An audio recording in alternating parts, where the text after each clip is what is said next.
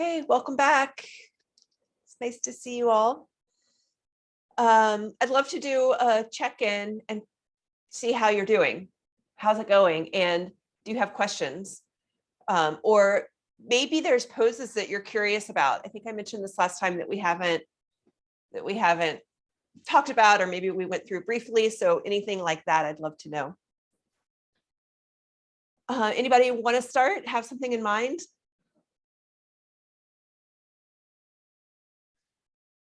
And then maybe I'll just start calling on you. And if you have nothing else, then how are you doing? How's the practice feeling in your body? I'd love to hear.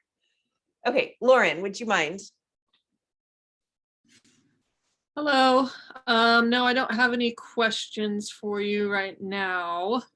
The practice has been feeling good. I've appreciated the pace that we've been going, and I feel confident after this to go to a class and feel a little bit more comfortable. So thank you. I'm feeling very tired today, but looking forward to whatever you have in store. Okay, thank you. I'm glad. That's the point. If you feel more comfortable going to class after this, then we've done what we need to do. Okay, Ying Ying, how about you? How are you?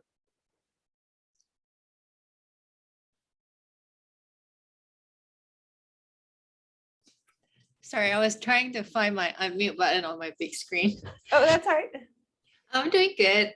I don't have specific questions, but so far I really enjoyed the class, and especially the cue that you provide, I think the other day on Monday, about like the how we do the chaturanga.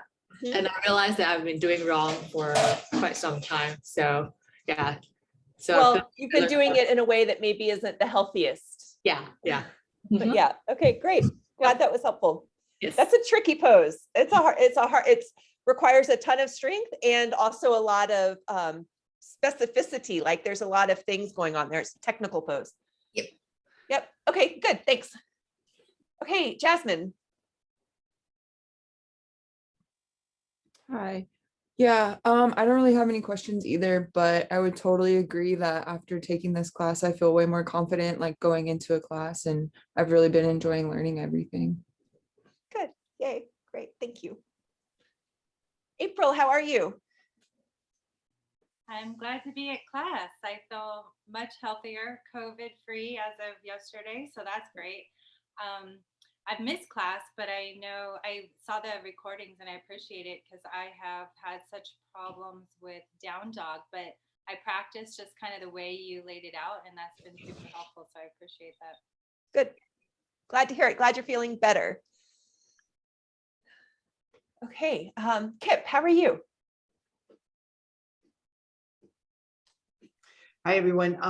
Unfortunately, I've injured my back. I'm not sure how I managed to do that, but I also took a long hike today, and I'm just feeling injured. So I'm going to just observe tonight and take that in. I have really been enjoying the class and feeling really good from it. And this particular tweak that I've got going, I've experienced before. So I'm going to see if I can, I think I'm going to wait to continue when I can do in-person classes and get some hands-on support, but this has been great. So thank you. Good, thanks. And I agree with the in-person thing. Like, I know online yoga, it's so convenient, but it's so hard to see, especially in this beginner series. Like today, I'm going to take some more time to come up and look, because in person, you just get so much feedback, going in both directions. Okay, well, I'm sorry to hear your back is tweaked, but I'm very glad you're here. Jen. Hi, I've been really enjoying the class. I did unfortunately have to miss Monday. But I think one of the most helpful things I've learned was something you said last Wednesday about downward dog, where you don't actually have to put your heels on the ground. And that was sort of groundbreaking for me, because I've always struggled with that pose because I'm just not super flexible.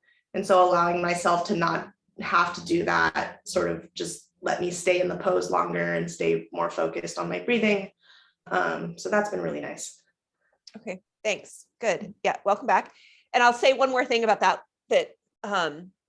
You could be practicing yoga for decades and never be able to get your heels on the ground there, or in a squat, or in all kind of variety of poses, because it's not always about connective tissue and flexibility.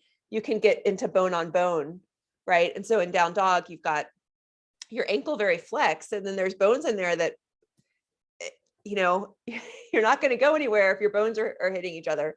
So it's not always about flexibility, when, the way that we see it done the right way is inaccessible. It's not always because of anything that we have any control over.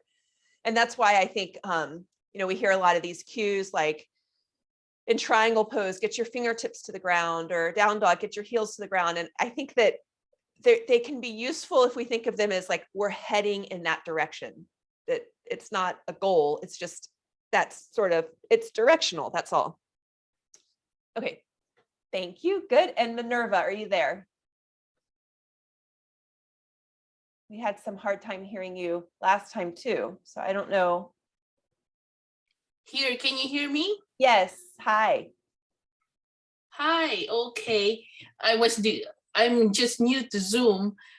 So yes, I'm probably more challenged than others because I do have a torn meniscus.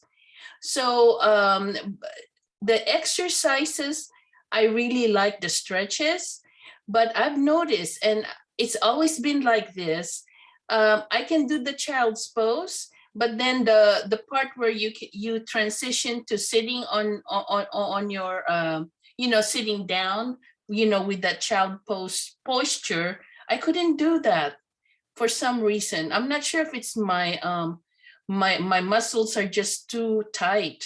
I don't know.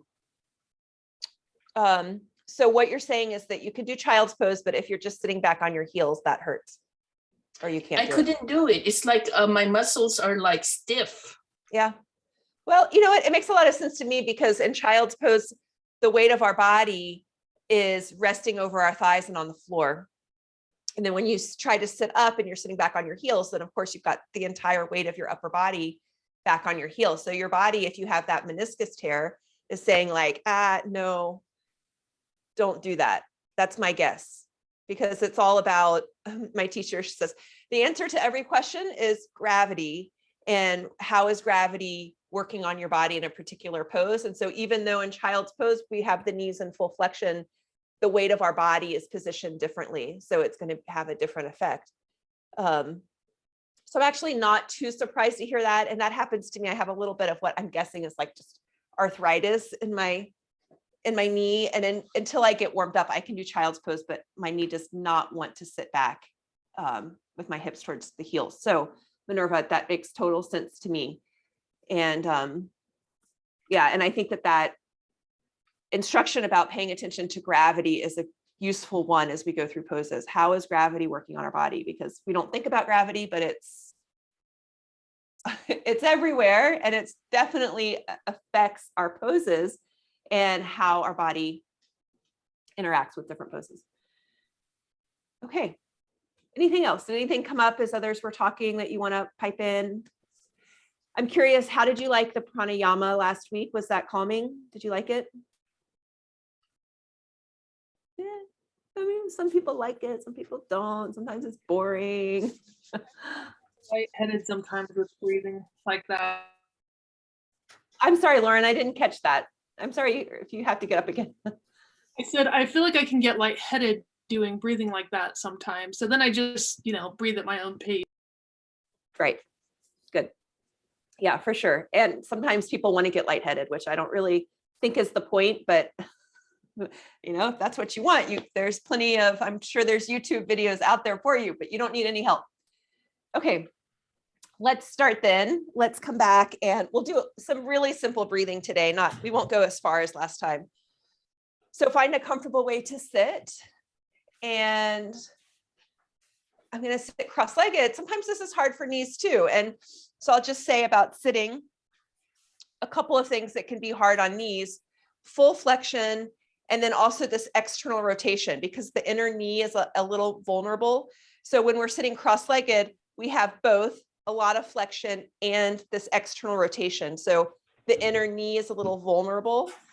So for some people, it'll feel better to sit cross-legged, and other people will prefer perhaps to sit back on their heels.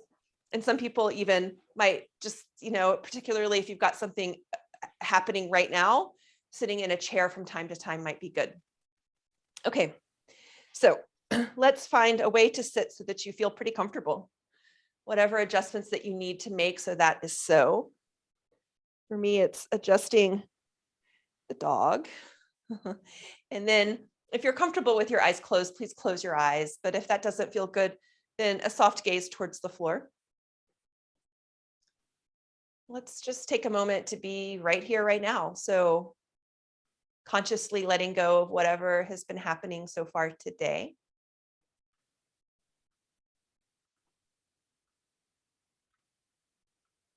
And then noticing the sensations of your body. And we'll begin with feeling into our posture a bit. So noticing your steady, solid base.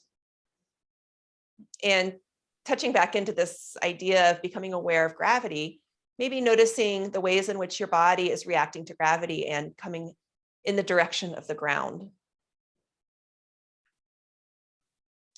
And then we want to counter that a little bit with lifting up, applying a little bit of energy away from gravity. So lifting the chest and the spine. And there are words for this, yoga words. So apana is the downward energy. And there is downward energy in our body as well as the energy of gravity. So you might notice, especially on the exhalation, a little bit of a feeling of things rooting down. And then the word for lifting up is prana. And on the inhalation, you might notice the chest lifting, the spine lifting. These two forces are constantly interacting with each other. You cannot have one without the other.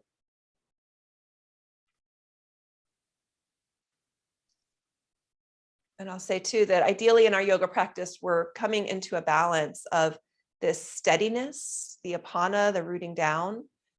Too much of that can lead a bit to collapse. So you could probably feel that in your body. If you just let go and let everything come down, it would be a little bit of a collapsed position. Yet we need the apana to keep us steady and grounded. And similarly, the prana, the lifting up, too much prana, and we might be airy, spacey, forgetful. But we need the prana to keep us lifted, keep us active, keep us aware of our surroundings.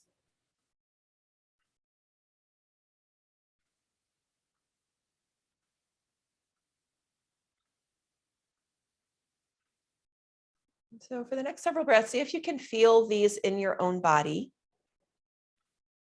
And I'll say again that it might be helpful to notice the downward energy as you exhale. So you might sense easily into apana exhaling, and the upward energy, the prana, is more easily felt on the inhale.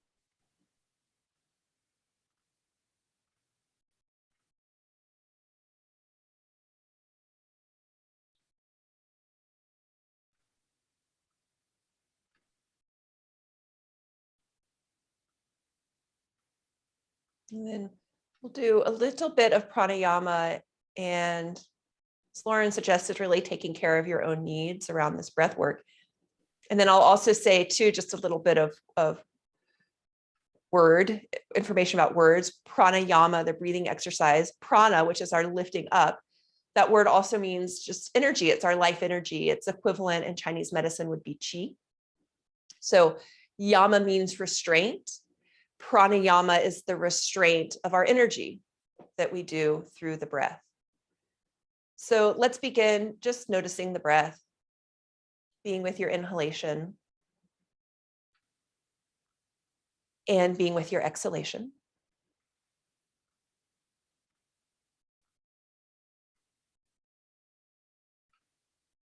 We'll keep our breathing work simple today. So we're going to do sort of square breathing, but we'll keep our retention shorter. So half the length of the inhale and the exhale. So let's start by We'll inhale for a count of 4. We'll hold at the top for a count of 2. We'll exhale for 4, hold for 2, and continue like that. So if that rhythm doesn't work for you, of course, feel free to go in your own time. Let's take one breath together. Inhale deeply.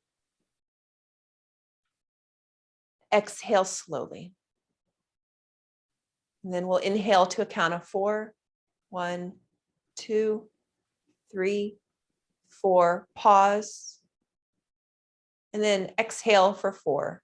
1, 2, 3, 4. Pause at the bottom.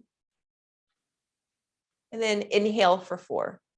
1, 2, 3, 4. Pause. And then exhale and continue to your own time. You can make your own count. You could go for 6 and 3, whatever feels good to you. The important thing here is having even inhalations and exhalations. And taking a little bit of time to pause at the top of your inhalation and at the bottom of your exhalation.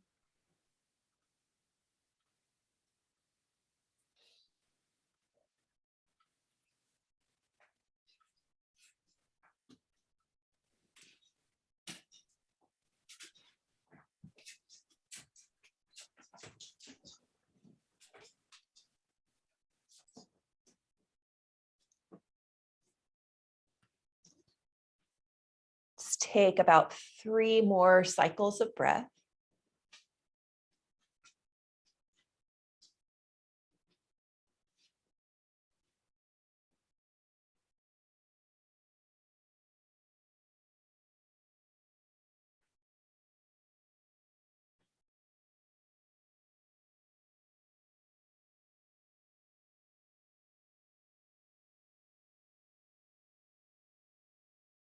And then release any effort associated with the breath. Let's just come back to our normal, natural breathing rhythm.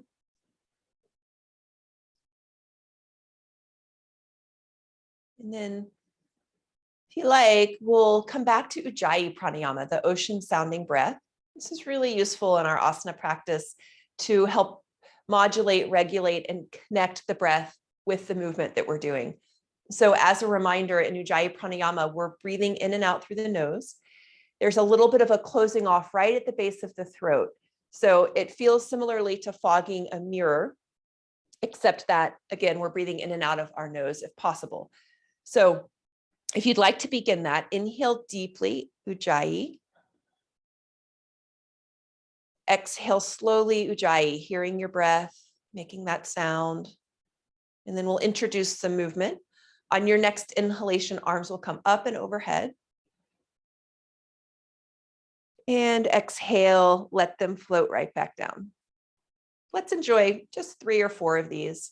Inhaling and exhaling.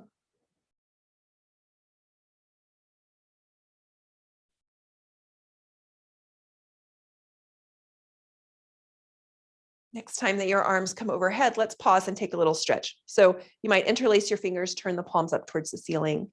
And then you can go for a big stretch, a little stretch. Maybe you keep it nice and soft. And some of you are already doing this little wiggle. I think that feels really nice.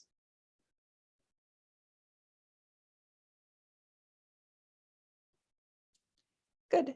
And then inhale, reach the palms up. We'll do some side bending now. Release the interlace. Last inhale here. And then as you exhale, let's tip to one side. Inhale, come back to center. And exhale over. Second side. And continuing with your own breath. If you've lost that Ujjayi Pranayama and you're enjoying it, if you find it soothing, then come back to that now.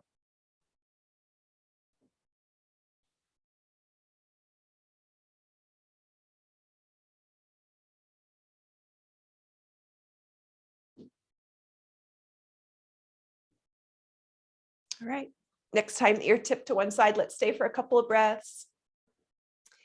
Roll the top ribs back a bit, maybe look up. Inhale.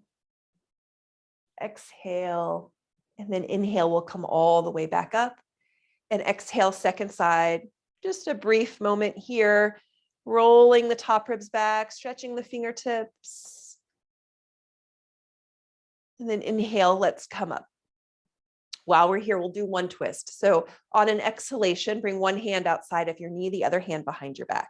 And while we're here, I think I'll talk a little bit about twists, and maybe I'll come back to this at the end of class. So as you twist your spine, you might notice an inclination for the opposite hip to come forward. And so I just want to encourage you to let that hip go. Don't hold it back. We hear it's a common cue in yoga to keep the pelvis static when we twist, but what's important to realize is that the pelvis is part of the spine. They're connected. And we really don't want to put a lot of force there at the base of the spine. It's a common spot for injury. And then I find that it just makes the twist much deeper and more satisfying. So you could play around with this a little bit while we're here. You could see about whichever side you're twisting to, the opposite hip. See what happens if you bring it back so that the hip bones are in line. How does that feel? And then maybe you let that opposite hip come forward. How does that feel? For me and my body, it's much more satisfying to let that opposite hip come forward a little bit. Let's take one more breath. We've been here a little while, I know. And then inhale, come back to center. And then if your hips are off center, let's get them recentered again. Inhale, exhale, come into the twist. And then notice you might have an inclination, because if you've been to a lot of yoga, you will have heard this, to draw that opposite hip back actually, but this is not what we want. We want for the hip to go in the direction of the twist. So what happens if you bring it forward? You can play around with that tonight in your own practice.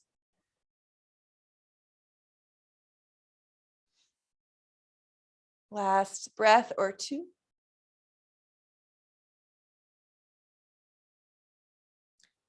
Good. And then inhale one last time. Lift the fingertips, lift the chest.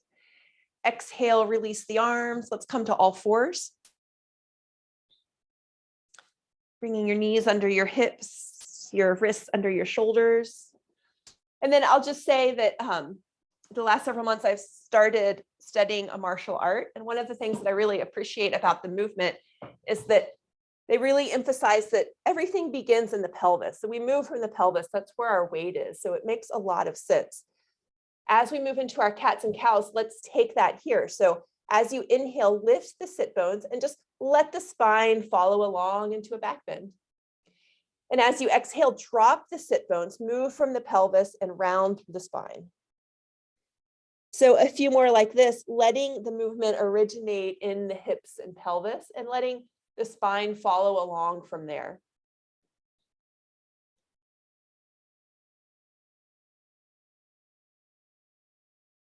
I'm almost imagining, somebody holding a whip and the whole spine, the origin of that arc that happens, it comes from the base.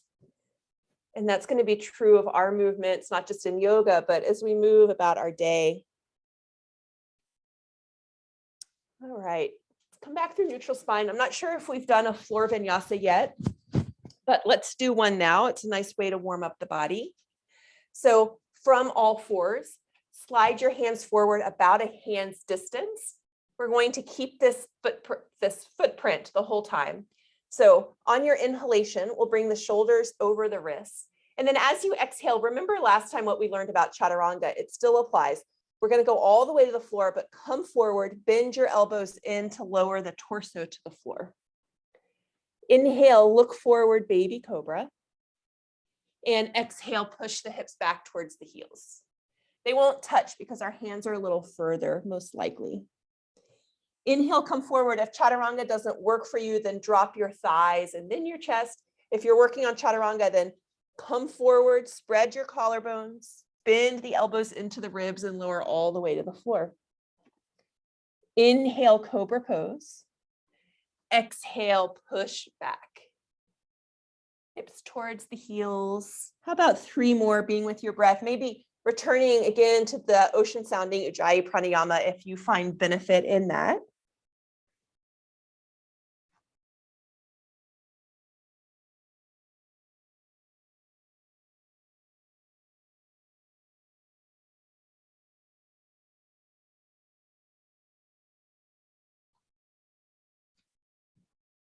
One more. Yeah, it looks good. Really nice, y'all. I'm seeing good, good chaturanga form. Let's meet up in child's pose. Rest your hips back, relax your arms. Let your spine round. And then while you're here, I'm going to talk just a little bit about this cue that we get a lot in yoga class. I don't really think that anybody here is a pure beginner, because just by the way that you move your bodies, I'm seeing that I think you all have some experience. So you may have heard this knees, chest, chin instruction. A lot of really good instructors say it, but go ahead, let's just sit back on your heels and I'll show you why I don't like it. So when we talked about chaturanga last time, and I said, what I was warning you against was, if you remember, is dropping the shoulders. You want to keep the shoulders not lower than the elbows. So this, not this. You see what I'm talking about? Because as we discussed last time, shoulder joint is shallow, head of the humerus bone sits right in it very shallowly. If you drop that down, then you're going to drop the head of the humerus bone into connective tissue, rotator cuff. And so that's how we get, over time, we might end up with some rotator cuff injuries. So knees, chest, chin. Why don't I like it? Because if we're actually going to do knees, chest, chin, knees, chest, chin, it's the exact opposite of what I'm suggesting for healthy alignment of shoulders. It's dropping the head of the humerus bone down below the elbows, which is the position that I want to avoid. And I want my students to avoid, because I know in the long run, doing it many times, it's not going to be the healthiest for your shoulder joint. So what I do when I take class and somebody says knees, chest, chin, is I respectfully decline and I just come to the ground. You don't have to get that really awkward, like that thing going. If you want to, you're young and healthy, go for it. But that's my 2 cents about knees, chest, chin. Any questions about that? And then while we're here discussing chaturanga-ish things, any lingering questions about chaturanga? All right, everybody's good. Let's come to down dog. Take your time.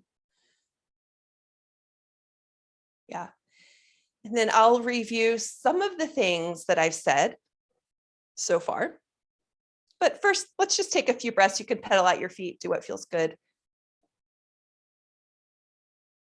Relax your head so that your ears are, probably they're going to land, if your head and neck are relaxed, in between your upper arms. Keeping a nice curve through the cervical spine. All right, let's do the deep knee bend. Once we do that, we have access to turn the pelvis up. So the sit bones are going to reach up towards the ceiling. Yes, I'll demonstrate if you don't know what I mean. When the knees are bent, we can turn the pelvis up, really send the sit bones up and back. And then if you like, you straighten the legs. Most people are not going to have heels touching ground. Take a few breaths, and maybe you just notice, what are we doing here is we're getting the natural curves at the back as much as we can. So we're sort of taking out, when we can get those sit bones up and back, it's hard and you have to have open hamstrings, but we're taking out the roundness in the low back. Okay, let's come to our knees. And just for a moment, we haven't discussed shoulders and down dog at all. So I'd like to talk a little bit about shoulders. And again, I'll say that like many things, it depends. What do we do with our shoulders? When the shoulders, let's go ahead. Everybody lift your shoulders up and overhead. Just do it naturally. And then let them come back down. Another ubiquitous cue that we hear, your arms will come up and overhead, and your teacher will say, drop your shoulder blades. Okay, but this is not a very natural movement. So imagine if you're in your kitchen. I have some very high shelves. If I'm in my kitchen and I'm reaching for like the kimchi, it's at the top of the shelf because I never eat it. There it is. What's my shoulder blade doing when I'm not thinking about how I move? My shoulder blade is definitely reaching up by my ear. right? So when we're moving in yoga, it makes much more sense and it's healthier for the joint if we move the way we naturally move.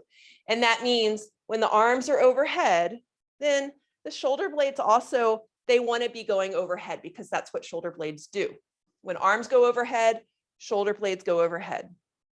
So that's cue number one. If you're in downward facing dog, then your shoulder blades are going to, they're going to glide in the direction of your head. It's not like we're going to want to scrunch the shoulder blades up in the head and get like all tense in the neck. We don't want that, but we also do not want to be actively drawing the shoulder blades down the back. Not at all. It's really not good for the joint. The shoulder blades wrap around and move up. When our arms go up, the shoulder blades make this kind of movement, which is not an important detail. That's what they do though. So let's come to down dog. And as you move into the pose, just notice your shoulder blades coming down the back, going up the back actually, especially the outer edges. And you might even feel the sensation of the outer edges of your shoulder blades reaching in the direction of your pinkies. Now, if you were in this pose and some teacher asked you or even put their hands on your body to suggest that your shoulder blades drop down the back, you can do that for a moment and see how it feels. What does that feel like in your body if you take your shoulder blades in the direction of your hips? Okay, for me, it just doesn't feel good. That's not what my shoulders want to do. Another cue that I tend to like is come down and watch for 1 sec. This is probably a little bit hard to do and understand. So bring your arms out front, palms face down, rotate your hands up, external rotation. Let's do that again. Rotate the hands, notice what happens with the upper arms, external rotation. Makes sense, right? We're rotating externally. Rotate them back in, internal. And then do this with your shoulders. Notice your shoulders, external rotation, internal rotation, external, internal. So in downward facing dog, and again, it's not like there's one alignment cue that works for everyone. And if you're in downward dog and you have shoulder pain, then you might want to do the opposite of what I'm saying. You might find that really helpful. I have actually when I've had shoulder issues. But generally speaking, for most of us, you're not going to be able to see this in my body over Zoom, I don't think. So let's just do it together and I'll use my words as best as I can. So we're going to come into down dog. We're going to let those shoulder blades do what they want. We're not going to ask them to draw down the back. They're not going to want to. And then notice your upper arms and see if you can externally rotate a little bit. How does that feel? Can you feel your upper arms rotating away from your ears? And your shoulder blades also will rotate a bit towards the sides of your body. And then you can try the opposite. Rotate your upper arms in towards the ears. That's not feeling good for me tonight. Really what I'm liking tonight is the external rotation of my upper arm bones and my shoulder blades. So play around a little bit with that, a little bit of active rotation, upper arm bones away from your ears. Right. Take a few more breaths. You can play around with any of these cues that I'm offering. So one is letting the shoulder blades do what the shoulder blades do, which is that when the arms reach up, the shoulder blades go with the arms. Makes sense, right? And then the other one is a little bit of external rotation through the upper arm bones. And then when you've had enough playing around with that, I'll know because you'll take a walk to the top of the mat and we'll meet up in a standing forward fold. Let's pause there and just open up the hamstrings a bit, relax the head and the neck. If you like, you can cross your arms and place your fingers in the elbow creases. Looks good. Yeah, I like the swaying a lot. The head nodding and shaking. All right, and then how about we bring our hands to our hips. Feel your feet. So feet pressing down, apana, body lifting up, prana. We're going to do it at the same time. Press the feet down, lift the torso. These things working in conjunction with each other. It's really interesting to me. All right, let's stand. Any questions about shoulders, down dog? Anything? How's down dog feeling? Any questions at all? All right, you guys got it. Let's do 3 half sun salutations. And so as we're moving, we'll play around a little bit. I'm just gonna keep repeating myself on this point about the shoulders because it's just contrary to what we hear so much. So I really want to drive it. Inhale, the arms come up and overhead. Let the shoulder blades go. And then exhale, they come back down. A few more like this, just keeping it simple, lifting the arms for now and bringing the awareness into the shoulder blades and letting them lift with your arms, not unnaturally so, but just letting them go.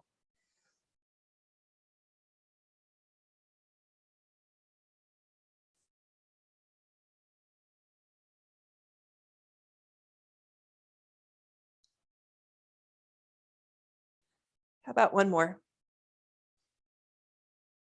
And then let's add on, we'll do 3 sun salutations. So one more time, inhale, arms come up and overhead. And exhale, fold forward.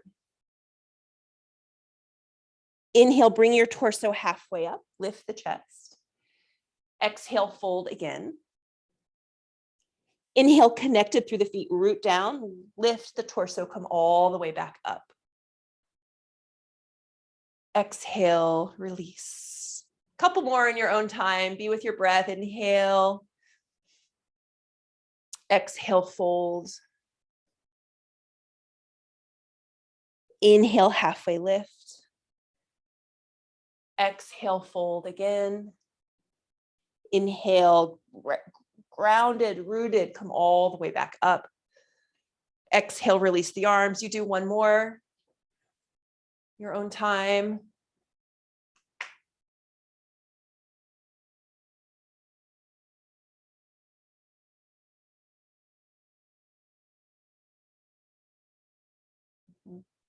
Looks good.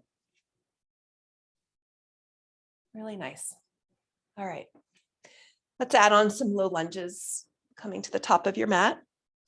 On your next inhalation, arms come up and overhead. Exhale over your legs. Inhale, lift halfway up, look forward. Exhale, fold and step the right foot back, knee down. Inhale, fingertips up, lift the chest, lift the front of the pelvis here. Exhale, hands down. Inhale to plank, and then exhale, chaturanga, or come all the way to the ground as you wish. Inhale, upward facing dog if you did chaturanga, or cobra if your belly is on the floor.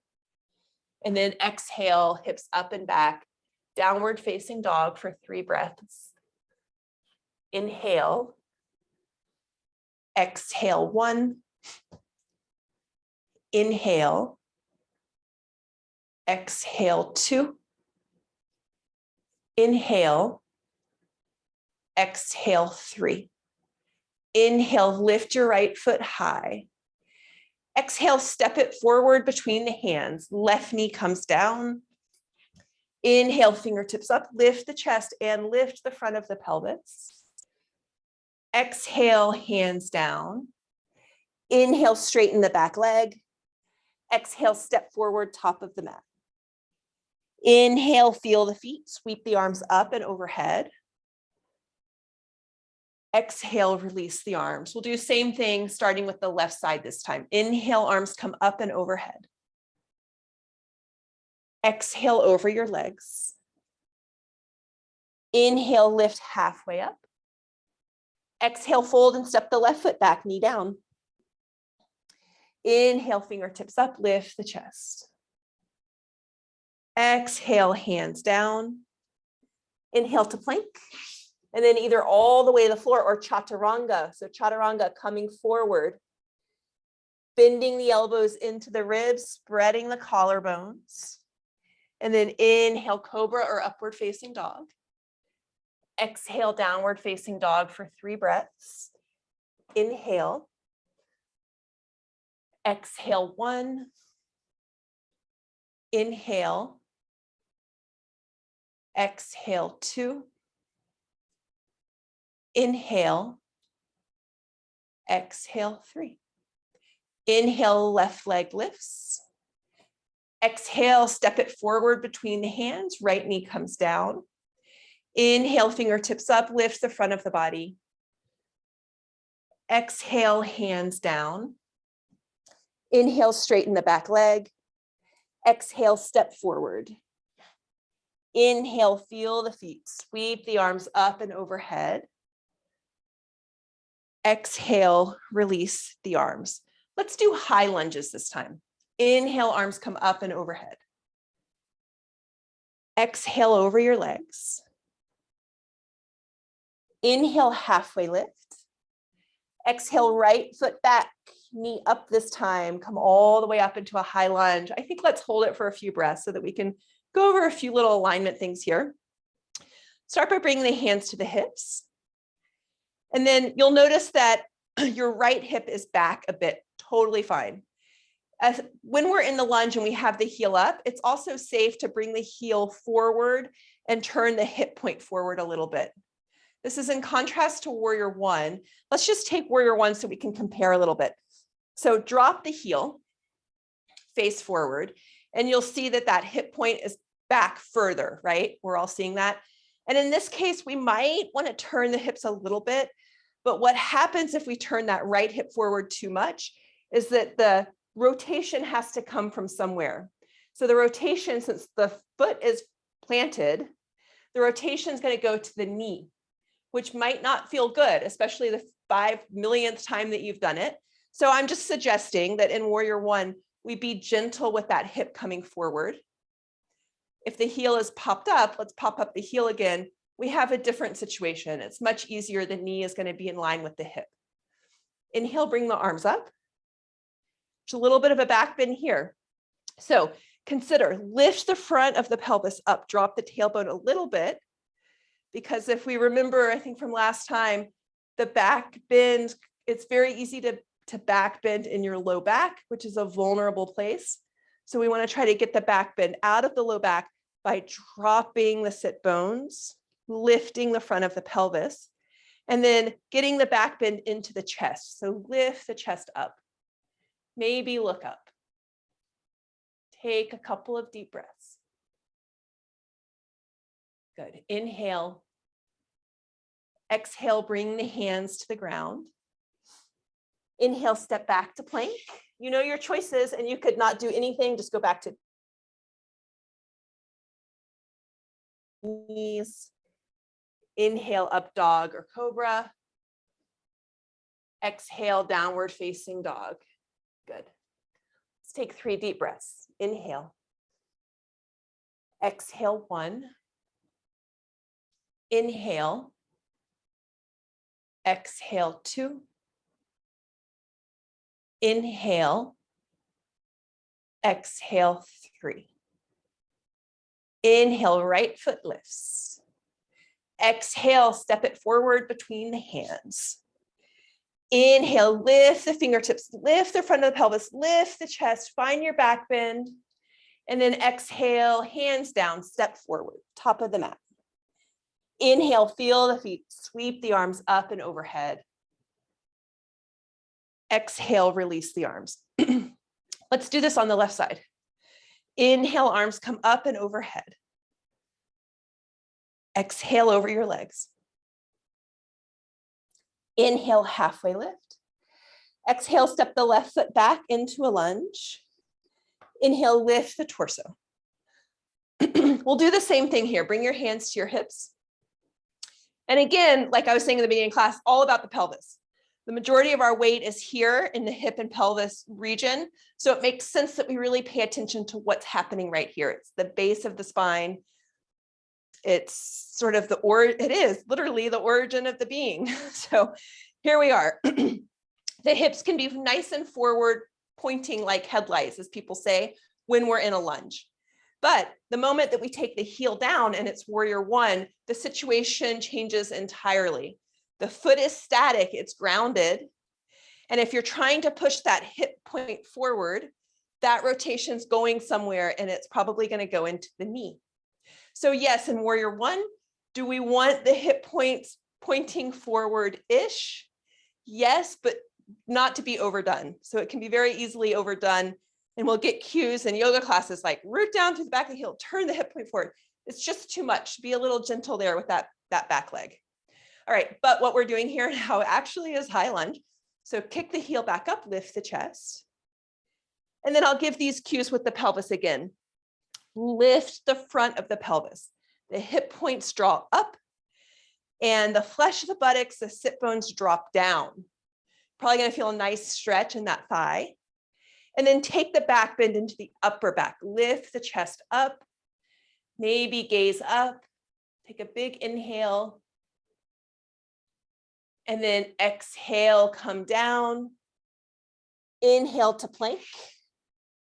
Exhale, you know your choices now. Chaturanga all the way to the floor, whatever you like. Inhale for cobra or upward facing dog. Exhale, hips up and back, downward facing dog. Let's take some time here, 5 breaths or so. I won't count them out, just be with your body. If you want to take child's pose now, I would think that that's a reasonable choice.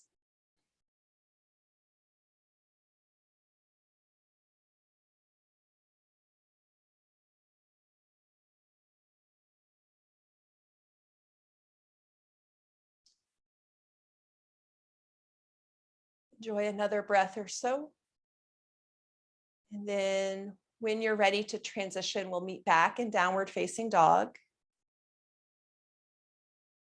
Inhale, lift the left leg high. Exhale, step it step it forward. Sorry, I'm backwards. Step it forward. Inhale, high lunge. Lift the chest, lift the front of the body. And then exhale, bring the fingertips down, step forward, top of the mat. Inhale, feel the feet grounded down, come all the way up to stand. Exhale, release the arms. Find your feet underneath you.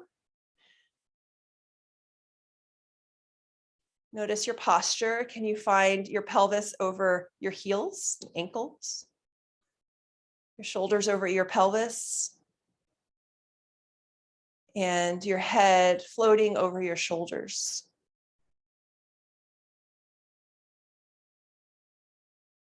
Let's for a moment bring the awareness into the feet. Here's another thing that I hear a lot in yoga classes, that there's 4 corners of the feet. Actually, what I feel and what I know to be true about the anatomy of the foot is that it would make more sense to view the foot as a triangle. So notice the mound of your big toe, one corner of the triangle. Mound of the little toe, another corner of the triangle. And then the heel, making the third vertex of the triangle. And then we have actually 3 arches in the feet. So we'll notice first the one that we're familiar with mostly, which are the inner arches, big inner arch. But especially when we start to view the foot more as a triangle, we can really feel that there's a dome. We have the big inner arch and we have a more subtle outer arch. So you might notice between the ball mound of the little toe side of the foot and the heel, there is an arch. For some people, it's very visible. And then there's a third arch between the mound of the big toe and the mound of the little toe. So if it's interesting to you, feel all those 3 arches lifting up. This would be pranic energy. We lift the arches up. We might feel that energy coming all the way through the body, pelvic floor, diaphragm. These are also domes. And then relax your shoulders. Take a few deep breaths.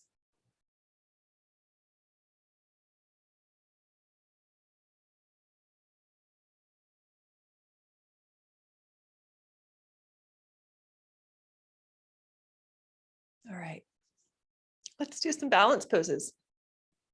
So super important, the foot is very important in the balance poses because the foot is designed to balance. So when you're ready, let's bring one knee in towards the chest. And then just for a moment, notice that standing foot. I can't remember how many bones are in the foot. Does anybody know? A lot. And they're all there. All these little bones are there so that we can react, make these little tiny adjustments with those little bones to keep us upright in space. So that's happening right now. You might notice that in your standing foot. Okay, we'll make the ankle circles. Some of you already have. Going in one direction and then going in the opposite direction. All right, let's turn the knee out and tree pose. What tree pose do you like? Do you like the foot in the upper thigh? Does it feel better? The calf or the big toe touching ground? One issue that a lot of people have, I have it sometimes, is that when I try to get my foot into the upper thigh, that foot gets really slippery. And so it's a combination, I think, of anatomy and how much friction your clothing gives you. And then once you're in your pose, please take your thigh bone and bring it in towards the midline. And then if you like, you can lift your arms.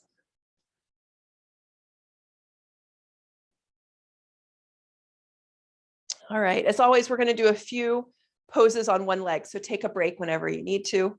Ooh, sometimes they're intentional, sometimes they're not, might fall over. Bring the knee out front again, and then we're going to slide the hand down until we have the ankle or the foot.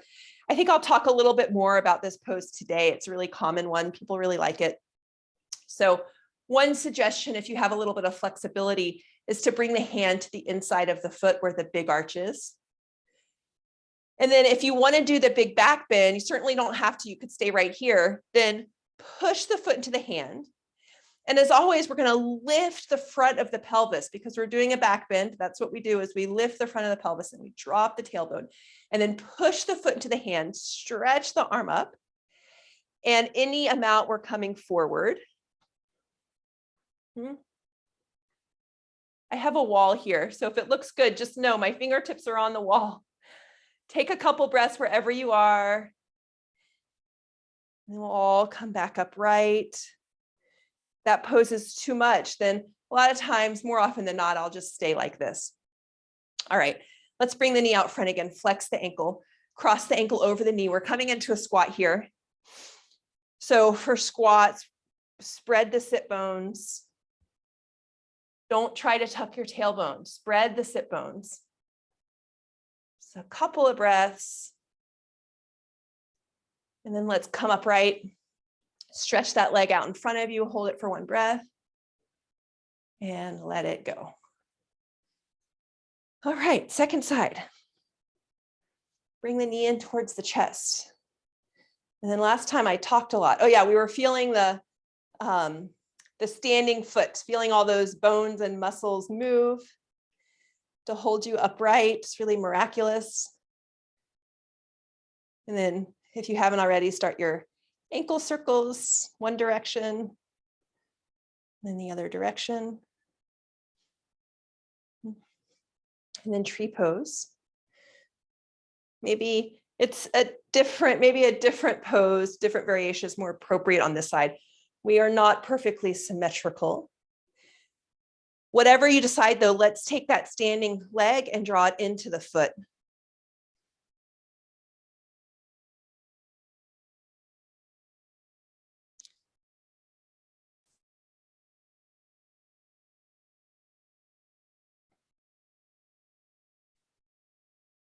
Okay. Bringing the knee out front again. Slide the hand, I'll do from the side again. Slide the hand down the shin for a little bit more opening in the chest. Take your hand to the inside of the foot, big arch. It's an option. And then maybe you lift those other fingers. It might feel right to stay right here. If you want a big back bend, then as in all of our back bends, we're going to drop the sit bones and lift the front of the pelvis. And then push the foot into the hand. And when you do that, you might notice a little action of the chest lifting. It just happens almost automatically. And then you come forward any amount. Maybe you come forward and fall out. You come in and out of it. Like me. All right, and then we'll bring the knee out front when you're ready, maybe taking a little rest. Cross the ankle over the knee and send the hips back. Taking a squat, and then I'll say again about squats. I'm really into the low back curve, except when we're doing back bends, but we're not doing a back bend. So spread your sit bones. Let yourself have a low back curve. All right, and then come back upright, stretch the leg out front and let it go. Let's step the feet a little bit wider than hip distance, toes out, heels in, and we'll make some hip circles.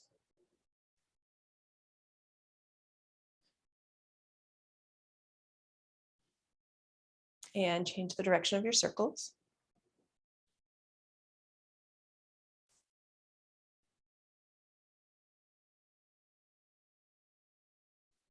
Okay, step the feet together.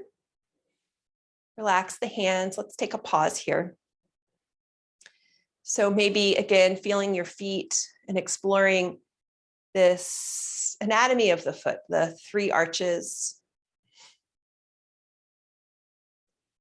the triangular shape, the dome. And then as you lift up the 3 arches, lift the dome, you might notice your entire body responds to that. Might get a little more lift the chest, a little more lengthen the spine. This is the sensation of the prana moving up through the body.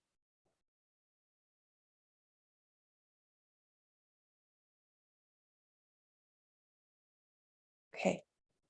Then when you're ready, let your eyes open. I think today we'll do both the Warrior 2 and the Warrior 1 sequence just so that we can review them all. It's our last time together. Of course, you can always come to my class. I teach in the mornings, Monday, Wednesday, sometimes Friday. Okay, nice long stance. Guideline for the distance between the feet is that the ankles are under the wrists if you spread your arms. But it's, again, it's a general guideline.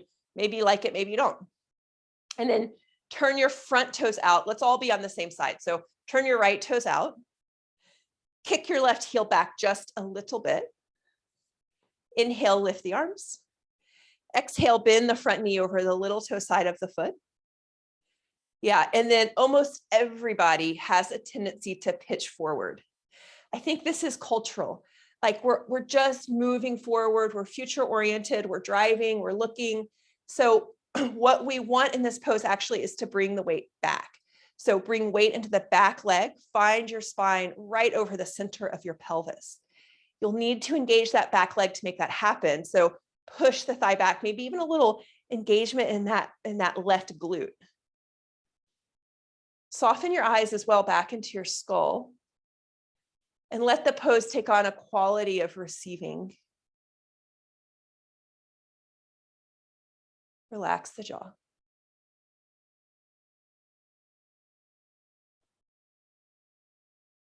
Keeping the bend in the front knee, turn the right palm up, reach the fingertips towards the ceiling, get a nice long side stretch. And then exhale, Parsvottanasana. We're going to bring the elbow to the knee, side angle pose. And then let's tonight bring the hand to the hip, and that way we can play around a little bit with the torso. So ideally in this sequence of standing poses that we do here, we want the chest to open. So roll the top ribs back. Maybe that elbow points back behind as well. The spine is more or less straight here, so it's not a side bend. If you notice that you're side bending, then you might need to come out of the pose a little bit. And then from here, once you have this sensation of opening up the front of the body and rolling those top ribs back, that left arm can reach so that the upper arm is right over the ears, the palms face down. Take a couple of deep breaths.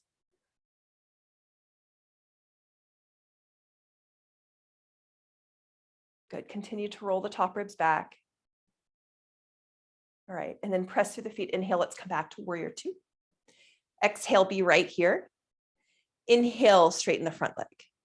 Bring your hands to your hips. I think we've done this before, but just as a reminder, triangle pose, again, moving from the pelvis, rotate the, rotate the pelvis over the front leg. Keep your spine nice and straight. You don't need to round or bend the spine. And then let the fingertips come where they may. For me tonight, that feels like the knee. And then the other arm reaches up.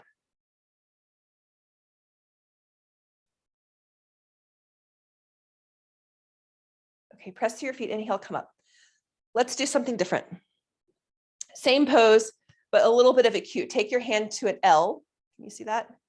And then take the L right into your hip crease. So let's push this thigh back.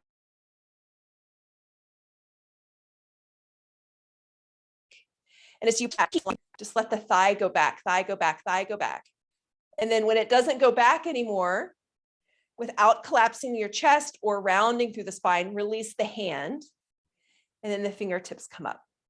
Yeah, this looks better. Do y'all feel the difference there? It's like this whole package of the hips is coming over the head of the femur bone, and the head of the femur bone is going to rest deeper into the hip socket. So that's what I'm getting at there. If it doesn't make sense, just let it, if anything I say doesn't make sense, let it go. It'll come back to you another day, I promise. Okay, press through the feet, inhale and come on up. Exhale, release the arms, and let's switch the feet. So now the left toes are out, the right heel is out. Inhale, lift the arms. Exhale, bend the left knee. Over the little toe side of the foot. I think I emphasized that before. And then notice, are you pitched forward? You could even just take a little glance in your camera if you wanted to for a second. We really want to bring the spine right over the pelvis, which means that back leg is going to engage. Push the right thigh back. Even the right glute is going to engage a little bit to get the pelvis centered. Center of the pelvis drops right directly down, straight down, not forwards, down. Yeah, and then check your front knee. See that that knee is going little toe side of the foot. It gets harder. I know every time I say something, I think the pose probably is getting like a little bit harder, right? I think that's not a bad thing. All right, and then soften your eyes over the middle finger. Let the eyes deepen into the back of the skull so that we feel a sense of receiving. It's not an ambitious pose. It's a pose of being alert and ready, welcoming in whatever is going to happen.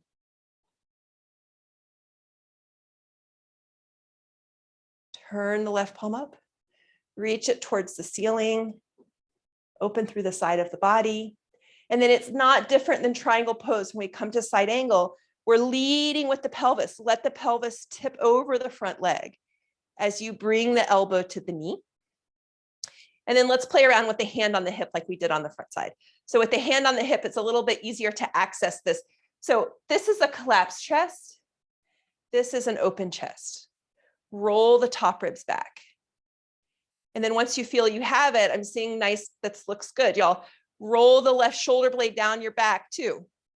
And then the right arm is going to come up and over the ear. Take a couple of deep breaths. If you're like me, you'll lose the bend in the front knee, so you might want to recommit to that.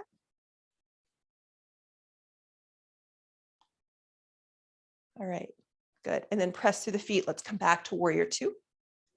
Inhale, straighten the front leg. Hands to hips. Leading with the pelvis. Rotate the pelvis over the front leg. Keep the spine nice and long. You can take that left hand, take the L of the hand into that hip crease, push the head of the femur bone back. Roll the chest open, and then your fingertips don't need to touch the floor by any means. A lot of times when they do touch the floor, we lose the pose, we get collapsed. You can see me doing that here.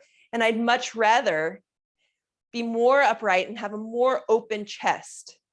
And then I can feel all my limbs reaching in all directions, my heart and spine open. Enjoy another breath. And then press to the feet and come on up.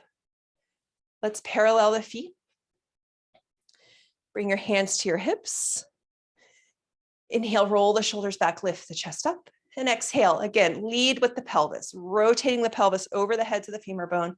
We're coming into this forward fold. You can relax your hands underneath your shoulders. If your hands don't reach the floor, how about the thighs? You can rest your hand on your thighs. Yeah, good. If your hands easily reach the floor, then you might enjoy walking them backwards and bending the elbows. Nice. Good. Everybody see if you can relax your head and your neck. Yeah, let it go.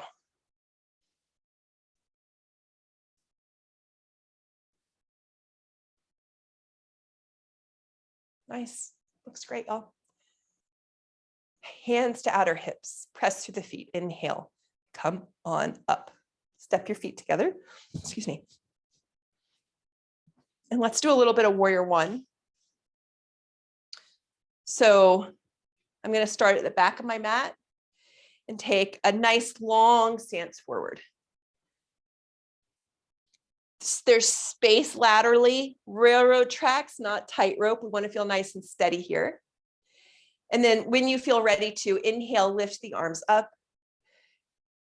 Exhale, bend the front knee, Virabhadrasana 1. And as a reminder, if it's helpful to bring your hands to your hips, bring your hands to your hips. Of course, did I give sides? I can't remember. I don't think I did, but your back leg, that hip is going to be back because the hip and the leg are attached to each other, right? They just are. We're not all these separate parts that we can move separately. That's not how it works. So you could think about the headlights, but hold that idea lightly. Try not to push that back hip too much. Instead, just lightly, the hips are facing forward. And then here too, if we're really going deep into the pose, there's a big back bend here. And whenever we have a back bend, I know I'm feeling repetitive. I hope it sounds helpful. When there's a back bend, we want this backward tilt of the pelvis. So the front of the hip bones lift, the back of the pelvis drops, and then the back bend can come into the upper back. Maybe the palms come together. That's a very deep version of warrior one. See if you like it. Big inhale. And then exhale, release the arms and step back. Switch the feet. So again, nice long stance. But like when we're walking, we don't walk on a tightrope. We walk with our feet have some distance between them. We want that here now because we want to be nice and steady. So finding yourself steady. When you're ready, inhale, lift the arms. Exhale, bend the front knee. And just like in warrior two, there's a little bit less of a tendency here, but we don't want to be pitched forward and we don't want to be leaning too far back. So notice your shoulders over your hips, and then maybe the pelvis drops straight down. You could stay right here. This is more or less a neutral spine. If you want to go deep into the back bend, then as always, we're going to lift the front of the pelvis, drop the back of the pelvis, and then let the back bend be deep in the chest. So really lift the chest. Maybe the palms come together. Gaze is up if the palms are together. Wherever you are, take a couple of deep breaths.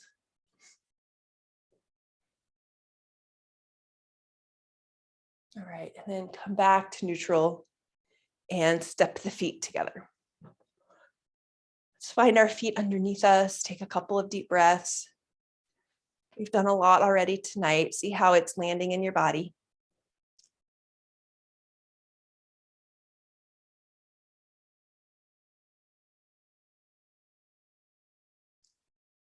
All right, and then let your eyes open. And I'm going to ask, before we move on to back bends, any questions about standing poses? Warrior one, warrior two. Side angle, triangle pose.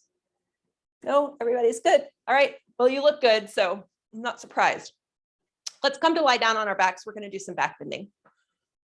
So bring your feet under your knees.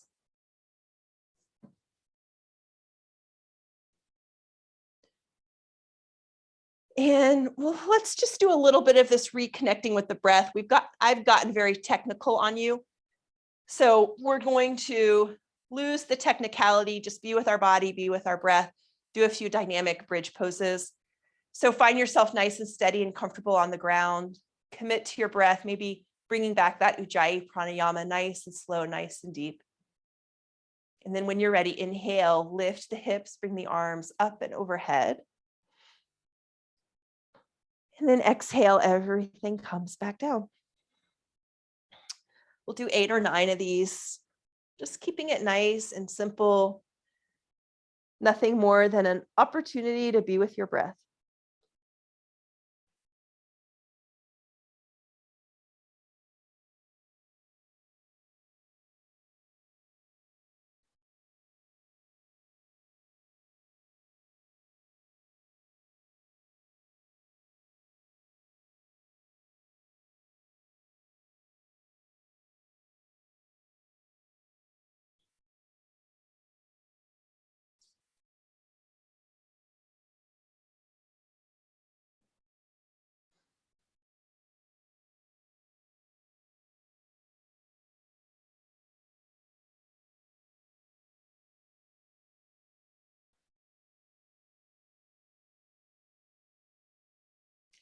How about a couple more?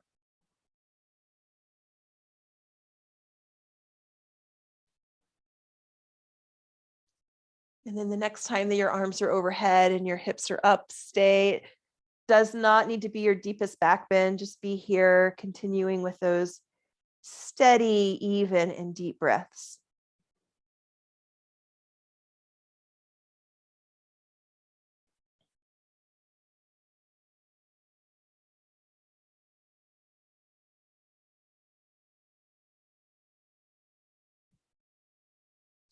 And then exhale, everything comes back down. We'll do a couple more back bends tonight. So before we get into the deeper ones, take a couple of breaths, take a little bit of a rest, feel your body.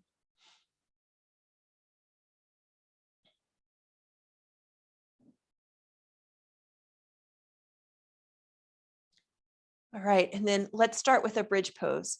So your feet are probably in the right position now.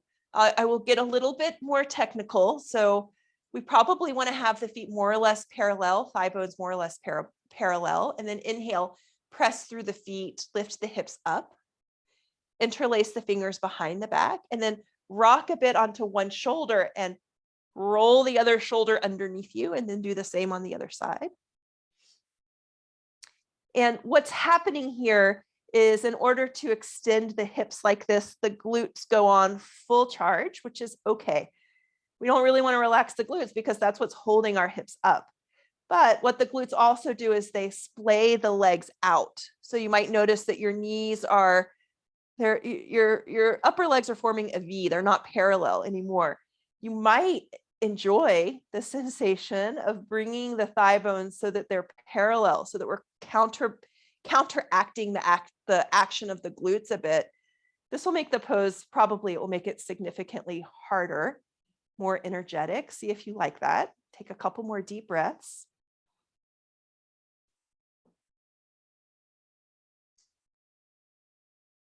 And then exhale, and let's come down. I'm going to give a different set of suggestions when we come up the second time. So just remember what I said about the legs, that they're going to have a tendency to splay out, and it can really engage the pose to bring the thigh bones together. I wouldn't say that it's unhealthy to have your knees out. I don't believe that. I just think that it really strengthens the pose to bring the thigh bones parallel.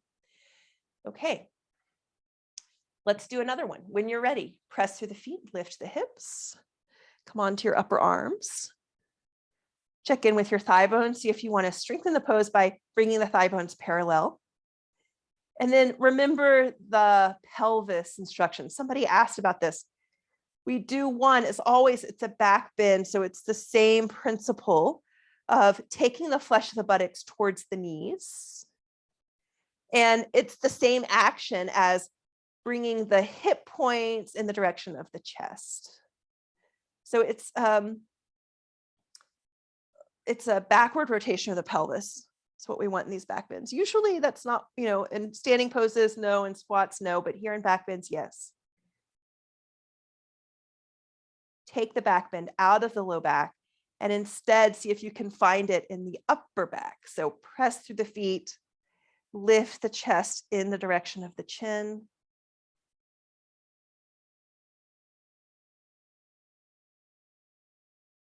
Nice. And then exhale and come down. Let's take the feet wide and the knees together. Bring your hands by your sides and feel your body.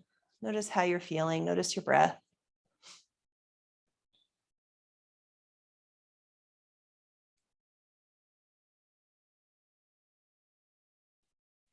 And then let's roll to a side. We're going to come up to sit and do a couple of seated poses. If you have some support, a bolster, a block, or a nice blanket, I'm going to take my blanket and fold it in half. Go ahead and grab that. Sit up on it. And we'll experiment a little bit with the twist like we did at the beginning of class. When we did that twist and I was suggesting like, hey, why don't we let the pelvis move with the twist? So we're going to play around with that a little bit. Let's have right leg straight, left leg, just bring the foot over the leg. We'll keep it simple. Notice your hips in space. They're probably level now. Inhale, lift your arms up. Exhale, twist to your left. And your right elbow is either going to come outside of the knee or you're going to give yourself a hug. Keep your pelvis level. This is typically what we're taught. And just turn your spine. Notice your twist. Take a couple of breaths. How is that feeling? How far are you twisting? And then come back to center. We're going to twist again. This time when we twist, let it start in the pelvis. So that means that that right side of the hip is going to come forward. So inhale the breath and then exhale, twist, letting the hip move forward, and then the spine also goes. And how does that feel?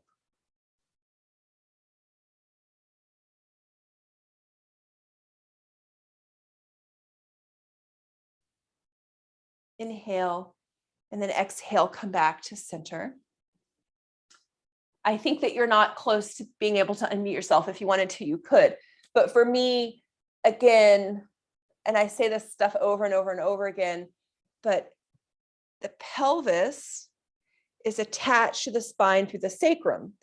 So the pelvis is not separate from the spine. So the idea that we're going to twist the spine without twisting the pelvis, it doesn't make a lot of sense.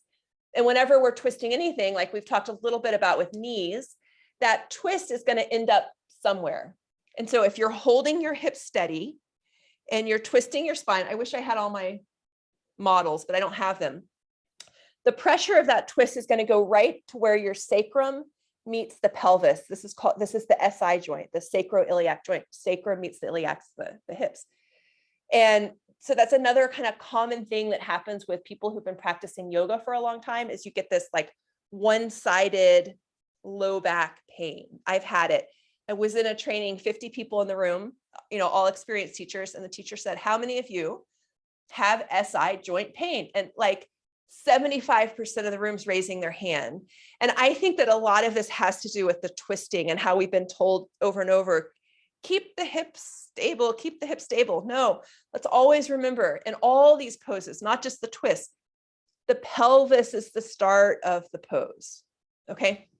We'll do it again on the second side. I hope I haven't beaten that horse too much. It's easy to forget. And I'm like one of the only people that will say this. There's a lot of people saying different things. So we'll do the experiment so that you know. We'll do it first time with the hips stable, and then we're going to let the pelvis move the second time. I'm hoping that this makes sense. Okay, get your posture nice and aligned, long spine. Inhale, lift the arms. Exhale, twist to your right. That left elbow can come outside or just give yourself a hug. Keep your hips level, or even some teachers will say to draw the left hip back. Take a couple of breaths in this twist and just see how it feels. How is it in your body?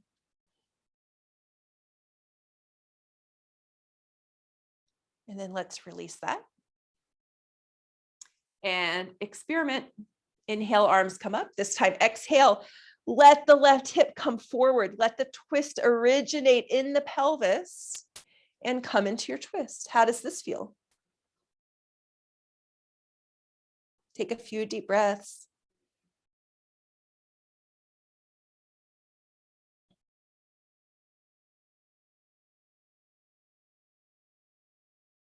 All right, and then exhale and release.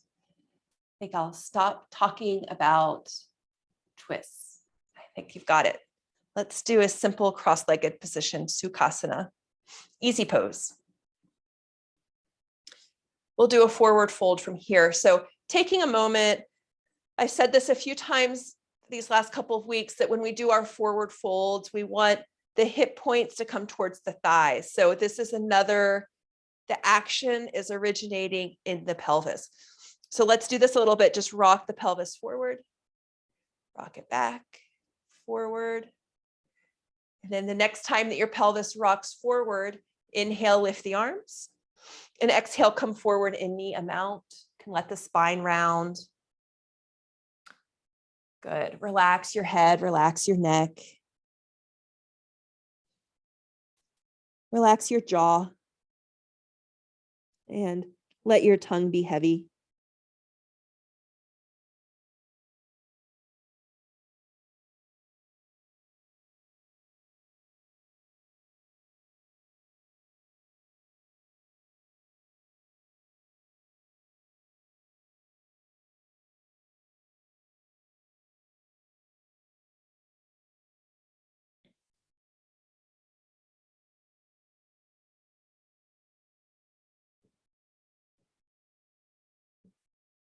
Slowly take your time, walk your hands back. Switch the crossing of your legs.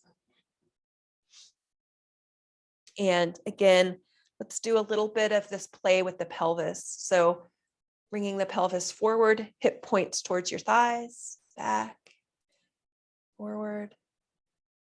And then the next time that your pelvis is tilted over the legs, then go ahead and come on into the pose, bring your hands forward and go as far as works for you. It's good here to let the spine round. That's actually why we're here, is to get some flexion in the spine. Relax the head and the neck completely. Relax as well the jaw and the tongue. Skin of the forehead.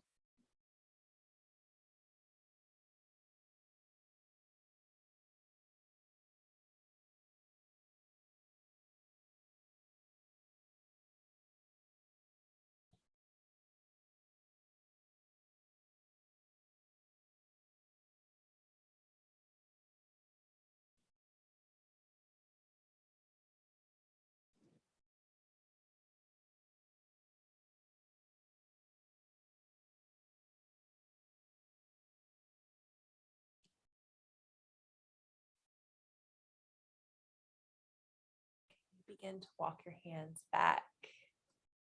All right, we're going to prepare now for Shavasana. So if you've got your lights up real high, you might want to dim the lights or grab a t-shirt or an eye pillow if you have one to cover your eyes. And then I'll say, I think I said this maybe on day 2, a couple of suggestions for making your Shavasana really delicious. One is to have a pillow, which my pillow will be a folded blanket. Another is to have a bolster or a rolled blanket to place underneath your knees. And then very important is to be nice and cozy and warm. So if you have another blanket, then you can cover yourself up with a blanket. Another reason why it's nice to be in the yoga studio, right? It's because we have all this stuff right there for you. And then make your way back, lying down with your legs apart, arms apart, eyes closed.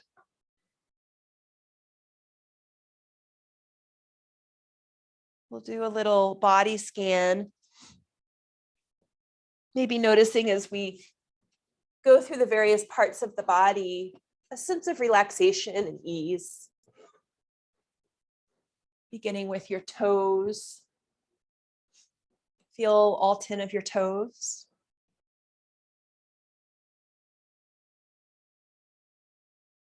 Feel your ankles. Move the awareness over your calves and shin bones into your knees. Relax the inner knees. Feel your thigh bones releasing downward. Feel your low belly soften.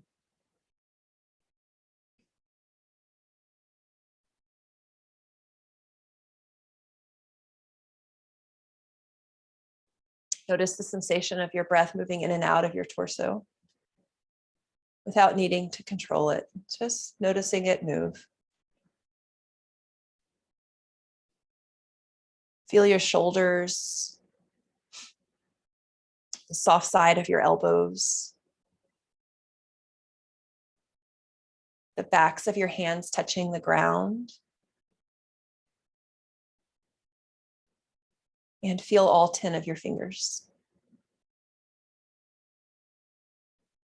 And then bring your awareness up the arms and into the neck, the throat, the jaw,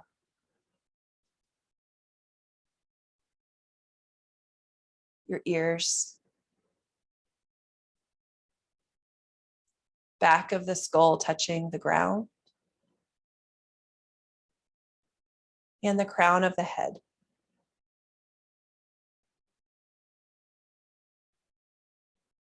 And then we'll have a few minutes of quiet. So letting go of any lingering effort. No need to do anything at all. Shavasana.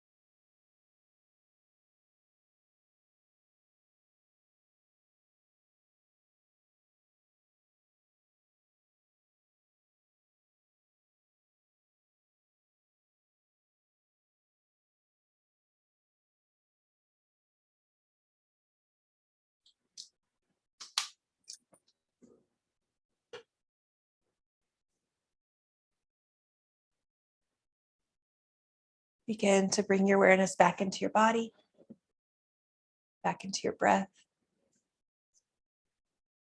Make any little movements that would feel good. Maybe running your thumbs over the tips of your fingers or rotating your wrists and your ankles.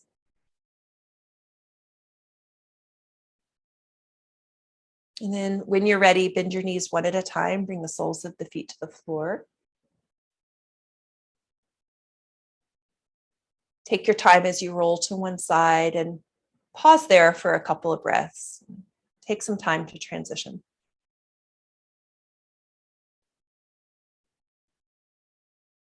And then when you're ready, using your hands, come up to sit, maybe keeping your eyes closed just for another moment. And if it feels good to, you can fold your hands together at the center of the heart once you arrive. Let's bring our awareness back to our body one last time together. How are you feeling now? What is the residue of this practice in your body, in your breath, your state of mind, your mood?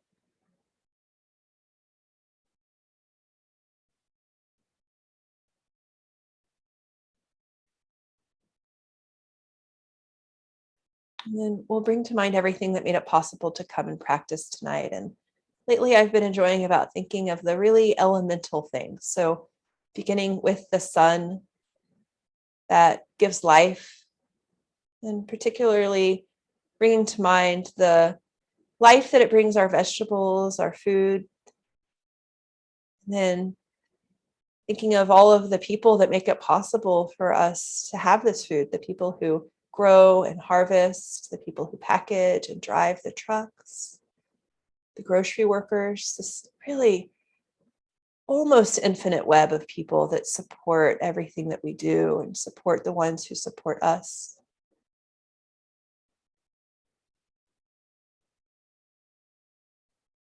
May this practice be of benefit to the world.